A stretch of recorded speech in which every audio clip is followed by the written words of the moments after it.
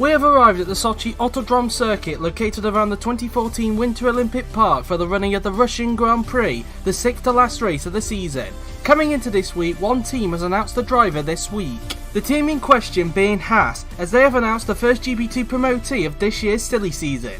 They have announced that current GP2 Championship leader Dudu Kirby will make his top class debut with the team in 2020.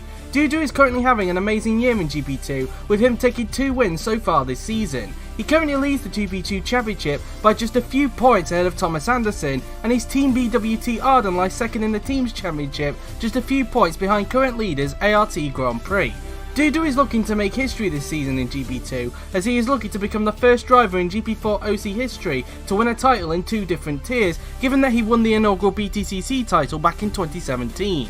Dudu will be over the moon to know that he'll be racing in the top class next season, and he'll be looking to make an amazing impression in his rookie year. He will replace Chris Chatfield, who last week was announced to be leaving Haas at the end of the season to join the renamed AlphaTauri team.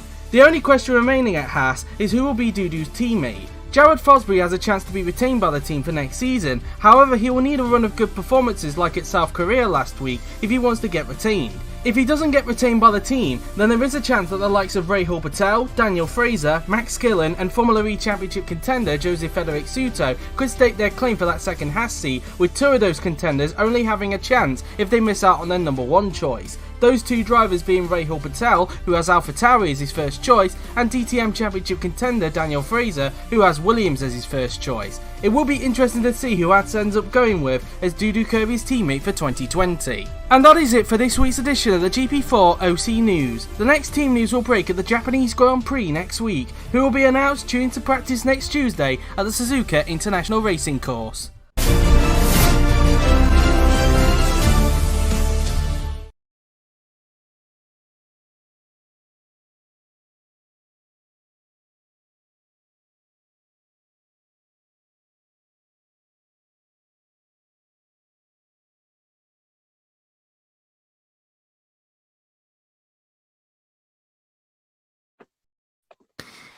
And now you hear my voice once again, and at a bit of a later time. I'll explain a little bit later on for anybody who was unaware of the news, but welcome everyone to the Sochi Autodrome and to a very wet, well I say very wet, a wet practice session for Sochi here. Mixed conditions for this session, so it will be very interesting to see where it goes. I am JW97, a regular voice of the practice, and I'm joined by a man who regularly shows up in practice, but today, of course, his AI is not part of practice because it's over in Turkey. It's Dennis Graf. How are you doing? Good evening. As you said, I'm in Istanbul right now. Yeah, I'm doing good. How about you? Yeah, so realistic. His microphone makes it sound like he's in Turkey. So, yeah, that's that. It's like he's in a Zoom call when, in actual fact, it's just virtual world. Well, anyways, you may have noticed we're on a lot later than what we would be. That's because if you hadn't seen what's been going on Discord or even on Twitter, there was a bit of a conundrum that happened with Yuri's laptop, his computer, so to speak. It decided to give him the blue screen of death. And we know what that usually means. Sometimes the computer doesn't like to play ball. Now, for a while, we thought that maybe it could get postponed by a week. But luckily, Yuri managed to fix it, as he always does. And that's meant that which was initially meant to be 5 PM we were meant to be on. We've actually started this at, well, in about 2 minutes or so, that we're going to be starting this practice session. So the problems have been fixed. Now, originally, we thought that because we were... In fact, I'll get onto that a little bit later because I'll waffle on for a bit too long. So I think without further ado, guys, let's get into the practice session. There is a little bit of waffling I need to do whilst the practice session goes on. It'd be nice to do that whilst this is going on. Now, obviously, when we came here last season, of course, Maxim Titkov made his first ever home Grand Prix appearance, as you may remember.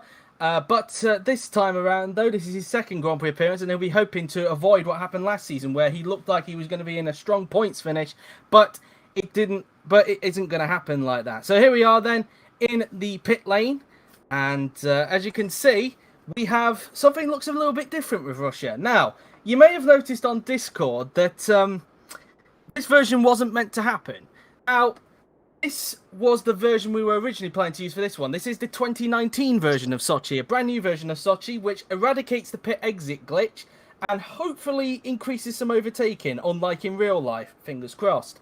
But this version we weren't originally meant to use, because you may have seen on Discord, because of the technical problems that Yuri had with his computer, we did originally thought that that it had corrupted the file for this track. Well, in actual fact, it didn't. It was just hidden somewhere in his computer. So it turns out we are using this version of Sochi. So what do you guys think of the 2019 version of Sochi, everyone? Hopefully, And it ends up being a very good the version. settings from test race are intact, so this should be as the racing quality should be similar to what we had in the test race, which had one actual incident. Yeah. So, what do you guys think of the 2019 version of Sochi? Do you like it? Because I personally think, because to be honest, in the Grand Prix Games section of the community, basically, this track was kind of hyped around when it was developed in terms of how detailed it was. It even had its own trailer, for goodness sake, on YouTube, which you might find on, I think it's F1 Virtual, because this was created by F1 Virtual, this track was, as he's created many tracks on his blog spot, which you might find.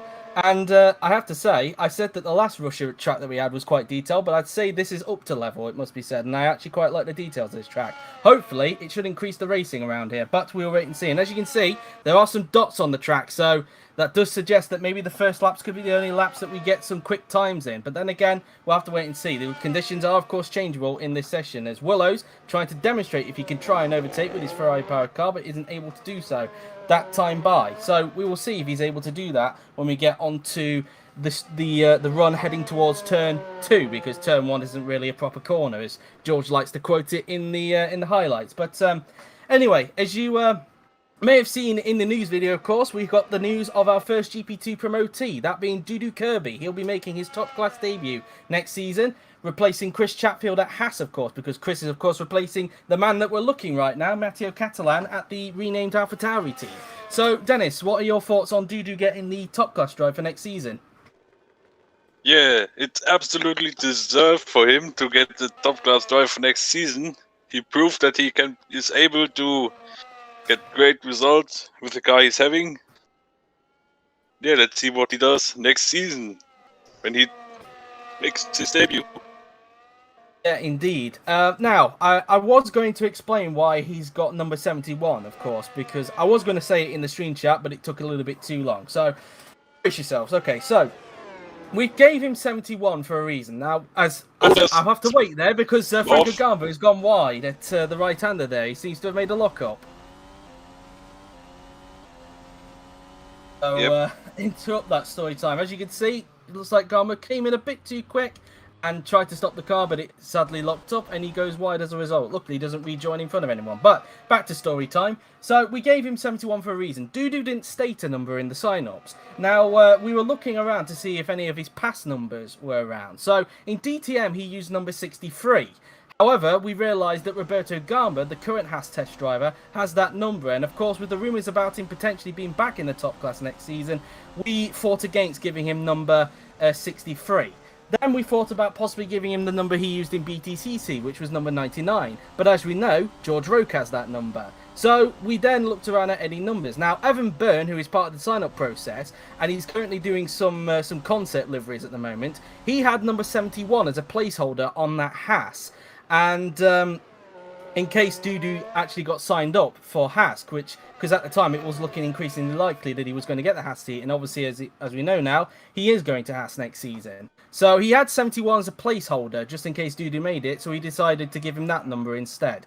So that's why we went with 71, by the way, guys. So just thought I'd let people know. So, meantime, we've got some lap times on the board. Motrin at the top by 4/10, but that gets beaten by Paolino Tomaselli, who goes up the top by 3/10 of a second. And Gamba, of course, last at the moment because, of course, he made that mistake on the first lap. Only 9 runners so far have done a lap as we look at Matteo Catalan, who was 500s down the first sector, but only a 10th because Chong has gone to the top of the timesheets. Carr's gone into third. Championship leader Lopez goes to fourth. Lopez, of course, with a very healthy 65-point lead ahead of Jose Wells. People making predictions already that he might wrap up the championship earlier than Brazil. And if he keeps it up, maybe he will. We'll have to wait and see on that as Catalan makes his way down towards the back straight now then. And so now we make our way down the straight as he'll now make his way towards the next section of corners. So there's no test drivers in the car today. It is the main drivers. in the cars. Of course, Dudu and Dennis, and Rahul, who usually do test driver duties, are over in Turkey as Willows makes a weird day on Q-Pop because Q-Pop is actually locked up He's off. there as he just avoids the wall there, going through the corner there, so just about avoiding it there. But that was a very big lockup for David, you'd have to say there, Dennis.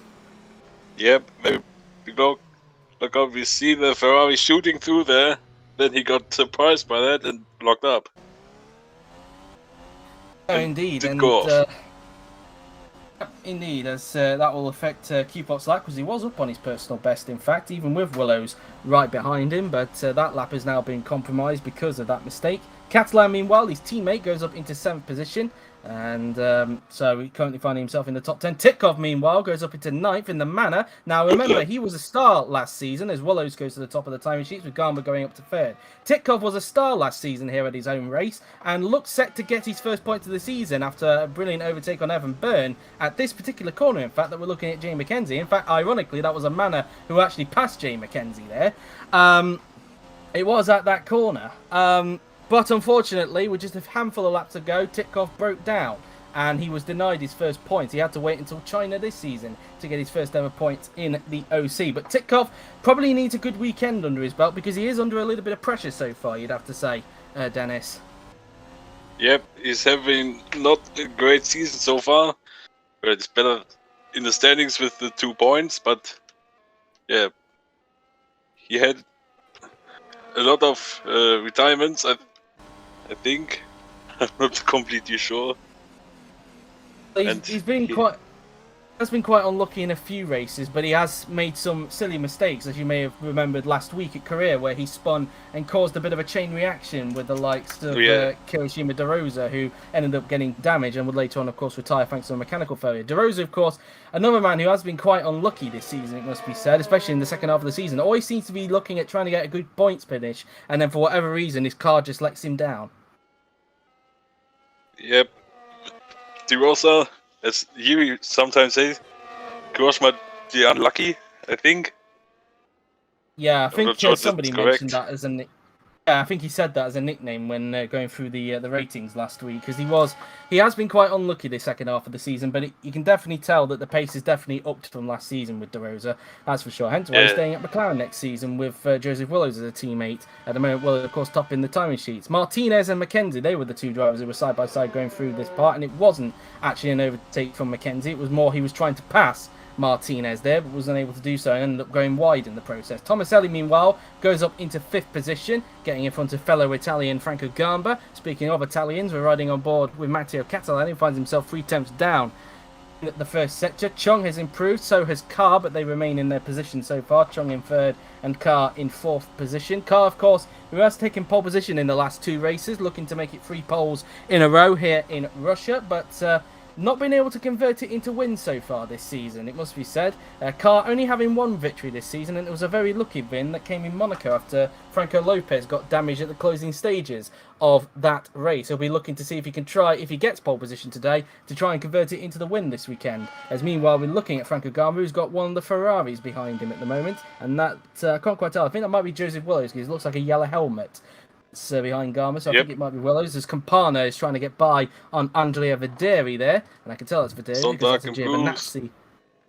Sondago's 18th as we look at his teammate trying to get by on Videri, but isn't quite able to make it work, and I think that might compromise his lap because he was up on his personal best in the middle sector as a result, and I wouldn't be surprised if Videri's lap gets compromised as well. As we look at Catalan, he's on an improvement. Can he keep it up in the 3rd sector? No, he can't. 1.4 seconds off at this point in time, as he just comes out of the first corner. As now Willows trying to find a way through on Gamba. It was Willows, I was correct. Let's see if he can try and get Gamba perhaps into turn 2. Try and use the Ferrari power if he can. Going on to the inside. Is there enough there? Nope, not enough of a run to get him into turn 2 there. As Thomas improves even further. Is up into 4th position, getting in front of Amar Kar as Catalan is going into the pits. Although the conditions seem to be wetting up, it doesn't appear to be wetting up too much. In fact, I would argue that any time it's tried to get wet, it's got a little bit drier out there.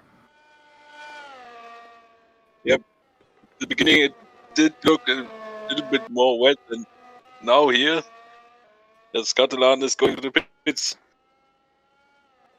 And here's Mackenzie, meanwhile, goes up into third position in the Whoa. Renault. He's another man, of course, who is under pressure to perform at the moment, like with Titkov, because, of course, as we know, Mackenzie will be leaving Renault at the end of the season. He is obviously in a fight for that second Red Bull seat with Franco Gamba, but the last couple of races have not fared well for Jay Mackenzie, especially in the last race where he made a little bit of a clumsy error at the end of the I'd like to say the S's part of South Korea, to be honest with you, but yeah, so he'll be looking to see if he can avoid those mistakes. Of course, Mackenzie was at one point the king of Russia for the first 3 years that we came to Russia. He was the only person who won races here until Joseph Willows ended that streak in 2017. And in fact, the last 2 races have been won by Joseph Willows. Only 2 winners here at the Russian Grand Prix. Willows looking to make it a 3rd consecutive win at Russia, and he needs to, really, if he wants to get himself back in the title fight, given the points lead that Lopez has got in his remaining 6 races, because if he loses any more points to Lopez, then you could find Lopez probably wrapping up a little bit earlier in the season, like we've seen him.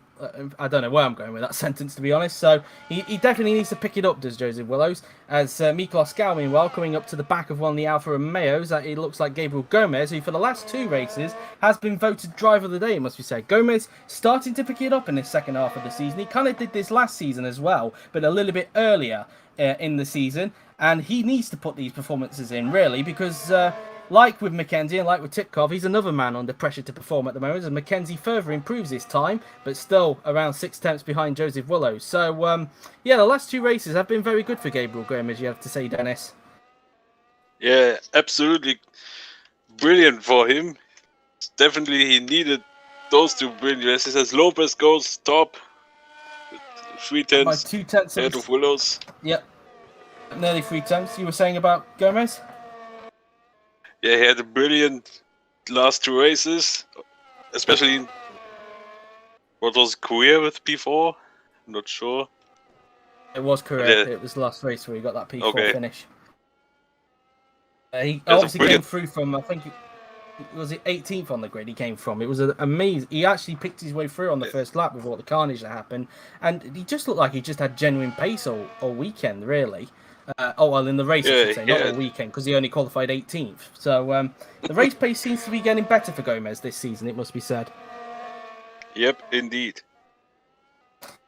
Whether he can keep that up, though, here in Russia, it is another question. As we look at Roland Motrin now, who was just going through the chicane now, I will look at his fellow compatriot, Miklos Gal, up in his personal best in the first sector. Let's see what his second sector is like. He's still up, but I think he might have lost a little bit of time in that second sector. He's only 500ths up on his personal best. We'll have to wait and see what his third sector is like. It's a little bit more technical than what than what sector 2 is at this point in time. As Gal makes his way through the left and into the right-hander, he will go. And he was up on Lopez. You just saw there. He was up on Lopez in the first sector, but only by 17 thousandths. He then lost the time to Lopez in the second sector. As we're not going to cut to what he will do, as we now look at Motrin, who's currently behind Catalan at this point in time. We'll have to have a look on the left-hand side to see if Gal improves on his time. Lopez does, meanwhile, 3 tenths quicker than Willows right now, 1:31.263. And I don't think Gal improved because nothing has come up on the left-hand side. So I think Gal might have lost a bit more time in the third sector. So he remains in third position at this point in time. De Rosa slightly improves but remains in 14th position. His teammate Tomaselli up in 6th position as Motrin just makes his way through the right-hander as he's still stuck behind Matteo Catalan as they now negotiate their way through these section of corners. Now into the right-hander before heading down this back straight. And so now Motrin, can he try and find a way through on Catalan as they make their way towards this kink? I think it's important that you probably need to get the overlap on them before this kink if you want to get an overtake through into this section. But Motrin wasn't able to do that time by Catalan staying in front. We're just under 12 minutes to go in this session. And for anybody wondering if this will cross over into GP2, it shouldn't do. The qualifying starts at 5 p.m. and it usually lasts just over an hour anyway. It doesn't last 2 hours unless technical issues happen, which hopefully they don't for qualifying. But anyway, Motrin now then, as he will now approach the final corner as Martinez improves but remains in last position. I don't think Motrin's going to improve because he's still been held up by Catalan, and no, he doesn't remain where he is. Through the flat out turn 1 will go as the two manners are together just in front. As meantime, Chung improves. She goes up into 4th position, getting herself in in front of Jay McKenzie, just 6 tenths behind Lopez at the moment.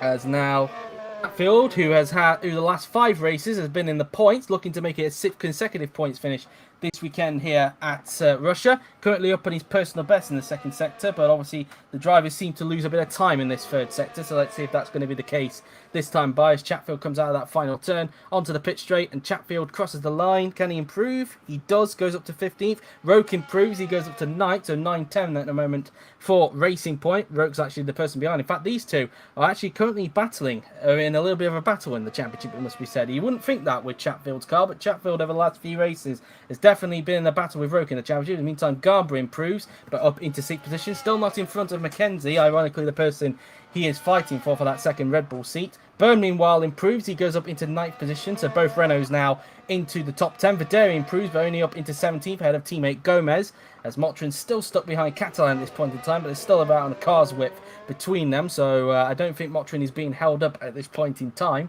but at the same time, he's not improving either. So Willows and Gal, the only 2 drivers who are in the pits at the moment with just over 10 minutes to go. Chatfield still up on his personal best, so maybe some more improvement to come for the 2020 AlphaTauri driver. Martinez gets out of last and moves up to 21st. Catalan improves to go up into 10th. So he gets himself into the top 10, pushes both Racing Points outside the top 10 now. Let's see what Chatfield's second sector is like. He's down on his personal best in the second sector, but only by 600 of a second. Let's see if he can try and gain it back in the third sector. Chung improves a little bit more, as does Lopez with a 131.084. So Lopez still, as George put in the stream chat, flexing his muscles a bit, as Gomez goes up to 5th position in the Alfa Romeo, so looking to see if he can continue the momentum from the last race here into Russia. Maybe it could be a sign of things to come in his qualifying session. Motrin up on his personal best in the first sector, but we need to wait and see what the next 2 sectors are like for the Hungarian, as Tomaselli is stuck behind one of the Williamses. I believe that's Campana who's trying to get by, but not quite able to get the overlap on him, unless he can try it. He's going to have a little go, but no thinks better of it. Wasn't able to force Campana into an error into those first few corners. So we have just over 9 minutes to go. Garber improves to go up into 7th to get in front of Tomaselli. In fact, I think he stays where he is, actually. I apologise on that regard. Yeah. Let's see what Motrin's second sector is like, because he was up on his personal best, and he is down on his personal best in second sector. Byrne gets back into the top 10, pushes himself back up into 10th position, as Fosbury goes up to 13th in the Haas, so a lot of improvement coming the way. I think it might be because the conditions are starting to improve a bit, as you can see, because the track is starting to dry out quite a bit. Campana goes up into 17th in the Williams there, so gets in front of Chatfield. Speaking of which, Chatfield again up on his personal best in the first sector, but we need to see what his second sector is like if he's improving. Now both McLarens find themselves stuck behind this Williams. Titkoff goes up to 14th. And in fact, it's Sontag, I believe, they're stuck behind, because I think that says 22. Tomaselli tried to have a go there, but didn't quite work. Now De Rosa's trying to find a way through on his own teammate there. Willow's now trying to get himself behind Martinez at the moment. Willow's currently second in this practice session, 4 tenths behind Franco Lopez.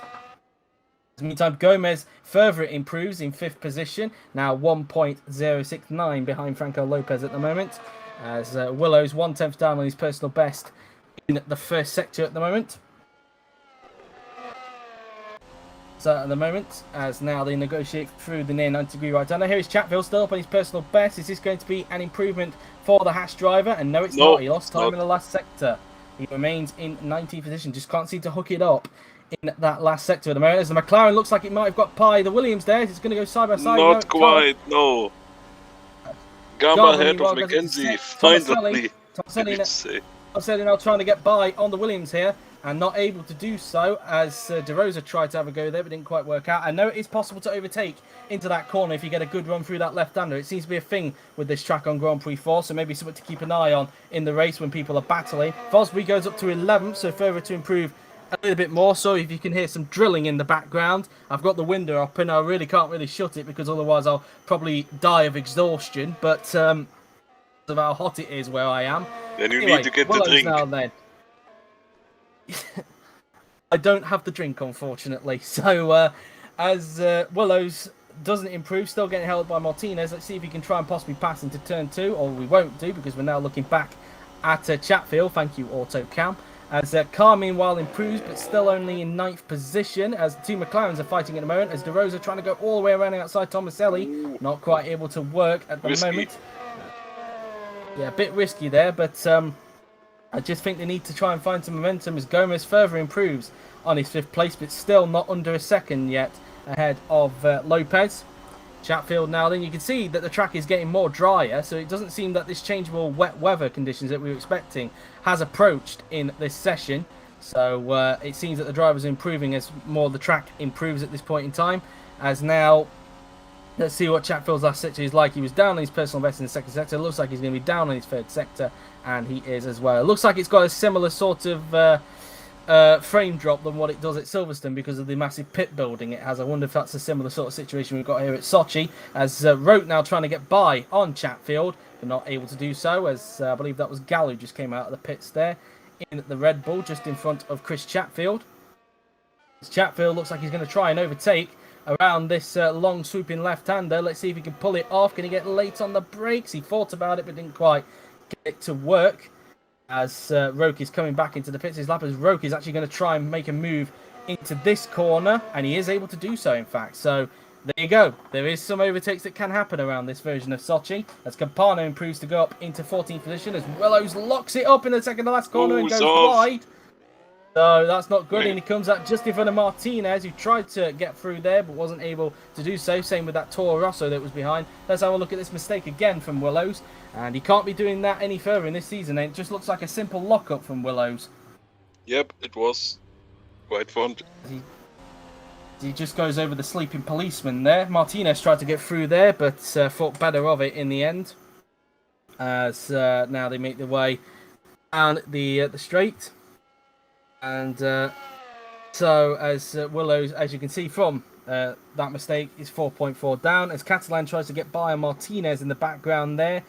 And he pull the overtake off into turn 2, and he can do. So there you go. There are overtakes possible into turn 2. Is Chung going to do the same on this Mercedes of car? No, she can't. In fact, she's pitting this lap, as Gomez is now under a second behind Lopez. He's now 8 tenths behind, so Gomez further improves on his lap time. Clearly, Gomez with a point to prove at this point in time. Remember, his number 1 choice is AlphaTauri, let's not forget, and you could argue he's put himself back into contention for that seat, but he also has Alfa Romeo as his second choice, and given the pick order, given that Alfa Romeo behind AlphaTauri in the pick order, he's been very smart there. He might have put himself back into contention for those 2 seats thanks to those last 2 races he's had at Monza and Yehognam. We'll have to wait and see as Tomaselli again tries to find a way through on Sontag, but again, it doesn't quite work out as Kupok improves to get into the top 10. He goes up into 9th position, 3 thousandths quicker than Carr there. So that's that, as Martinez is currently side by side with Mackenzie. Has Mackenzie quite got the overlap? He has done, so there you go. That's what I mean by the overlap. You need to try and get it done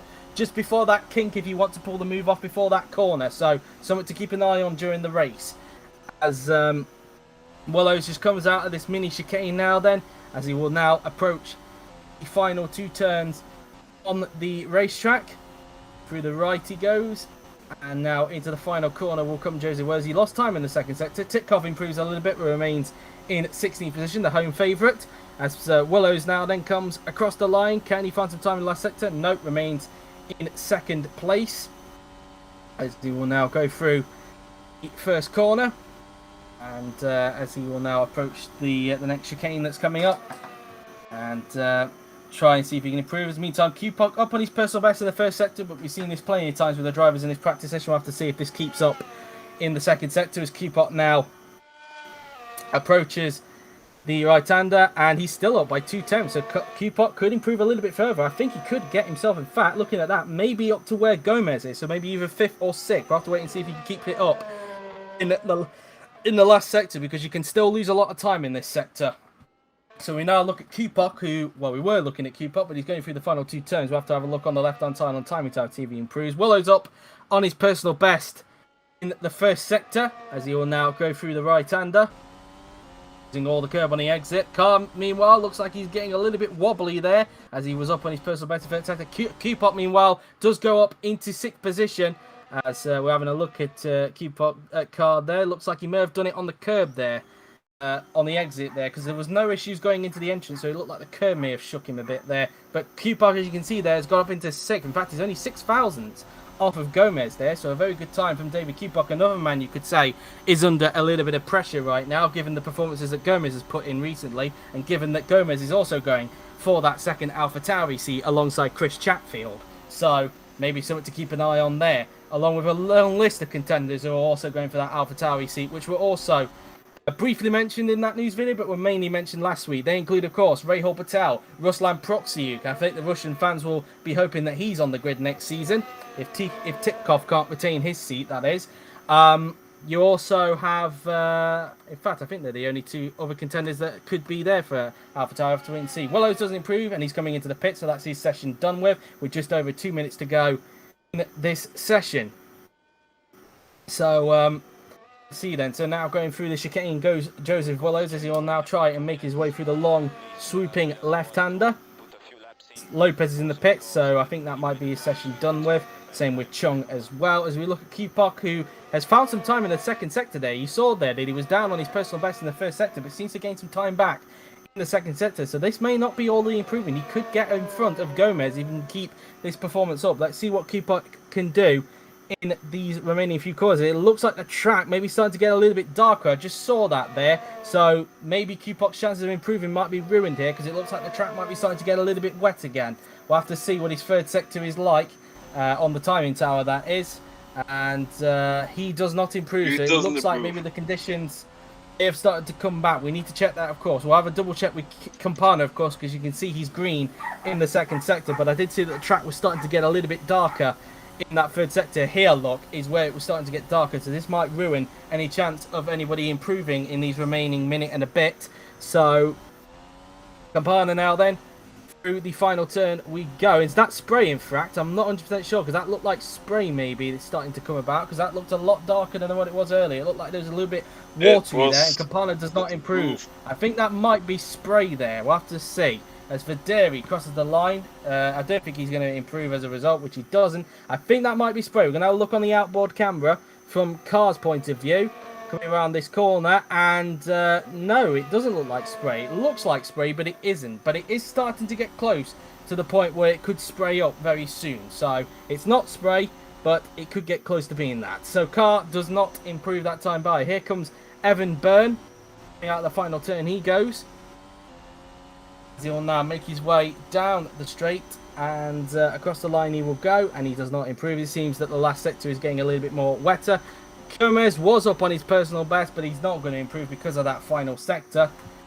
And that's that then. So now we look at Roland Motrin, who crosses the line. No improvement for him there. As Mackenzie starts one more lap, probably to just get some running. And it looks like wet conditions, doesn't it? But I don't know if that's some kind of glitch going on where we can't see the spray. I'm not 100% sure with that. So anyway, Fosbury crosses the line. No improvement there. And same for De Rosa. Here comes Tomaselli. Across the line he will go. And will he be the last one to cross the line? Let's see. And I think he will do. Yep, yes. Tomaselli the last to cross the line. Gal not able to. Wasn't able to improve. Chung and Chatfield weren't able to get time. Gamba there didn't improve. And here comes George Roke crossing the line. And he wasn't able to get there in time. Kupok across the line. And no improvement there. As Campana now then just negotiates through his section of corners. And he will just get some running in if he can, just going around the left and right hander. Now he will negotiate into the final two turns. And now there's the spray. So there is the spray now then. It has now appeared. So now the spray has arrived here at Sochi. It wasn't a glitch, it was just developing into sprays. But now the spray is there, it is quite visible. So that's that. Campana does not improve as expected, and the same will go for Videri. We'll wait for Tomaselli to cross the line, and that will be the session completed. Videri, as expected, doesn't improve. Lopez just getting out there to do some mileage. Carr was up on the second sector, but we know the script by now. I don't think I need to say it too far than that. The final turn. Carr will cross the line. Not been the best of sessions for Armand Carr, it must be said, but then again, this is only practice. Qualifying is coming just a little bit later. In fact, in about a couple of minutes, I should say. Here is Byrne. Round the final turn he goes. And let's see what he can do, as he will now come across the line. and doesn't improve. Martinez now then is going to cross the line very, very soon. Again, I'm sorry if you can hear the buzzing in the background. I'll try and see if I can maybe shut a window if I can, because I do have the fan on, but I might sweat to death. I might have to get a drink before qualifying to ensure that I don't die of dehydration, as Roland Motrin does not improve. Here comes Jay McKenzie. No improvement for him there then. As we look at Fosbury, Tomaselli hasn't quite crossed the line just yet. Through the final turn goes Fosbury. To the pit straight he will go. And that's not going to be improvement. Let's see what lap time it's going to be. Anyway, it is going to be a 1:35.2 there. And here comes Tomaselli to finish off the session. Across the line, his lap time is going to be, in these conditions, a 1:34.320. So there you go. That is practice done with. So Lopez tops it from Willows in second and Gal in third. So what do you make of that practice session, Dennis? Yeah, very exciting practice indeed. Lots of I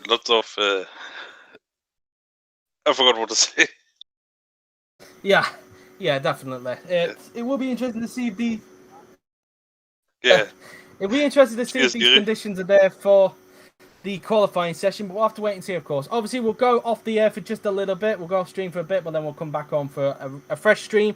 But until then, I've been JW97. He's been Dennis, and we'll see you in just a little bit for the qualifying session. See you in a little bit.